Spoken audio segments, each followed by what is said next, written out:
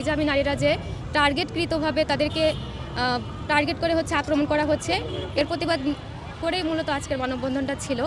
সেই জায়গা থেকে আমরা আমাদের দাবিগুলো পেশ করেছি যে নারীরা আমাদের পক্ষ থেকে আমাদের দাবি নারীরা কখনো কোনো প্রকার স্লাশিমিংয়ের শিকার যাতে না হয় এবং এ ধরনের কার্যক্রম সামনে যাতে কখনো না ঘটে। এ ধরনের এ ধরনের কার্যক্রমকে যে যেন বিচ্ছিন্নবাদী কোনো কার্যক্রম না, এগুলো যে রেগুলার ঘটে যাচ্ছে আমাদের সাথে, এই কার্যক্রমগুলো যেন খুব দ্রুত এগুলো বন্ধ করা হয়। বিএনপির একজন নেতা নিকাব নিয়ে একটি কুরুচিপূর্ণ মন্তব্য করেছে, তখন তার এই মন্তব্যের কারণে বাংলাদেশের প্রত্যেকটি মুসলিম নারী তাদের প্রতিতে আঘাত পেয়েছে এবং আমি আমার জায়গা থেকে প্রতিবাদ জানাতে সামনে এসেছি।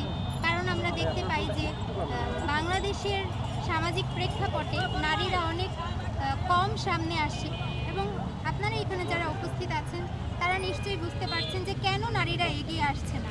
তো আমি বাংলাদেশের মানুষের কাছে এই বার্তাটাই দিতে চাই যে আমাদের প্রতি যে জুলুমগুলো করা হচ্ছে, যে নির্যাতনগুলো করা হচ্ছে, আমাদের ধর্মীয় স্বাধীনতা সহ আমাদের অগ্রগতির পথে যে বাধাগুলো আছে সেই বাধাগুলো অপসারণের জন্য আমাদেরকে সামনে এগিয়ে আসতে হবে এবং সেই কাজটাই আমরা করে যাচ্ছি। এবং ছাত্র সংসদ নির্বাচনের পূর্বেও আমরা এই ইশতেহারই দিয়েছিলাম যে নারীদেরকে উন্নয়নের জন্য, অগ্রগতির জন্য আমরা কাজ করে যাব ইনশাআল্লাহ। তার ধারাবাহিকতাই আমরা আজকে এখানে একত্রিত হয়েছি।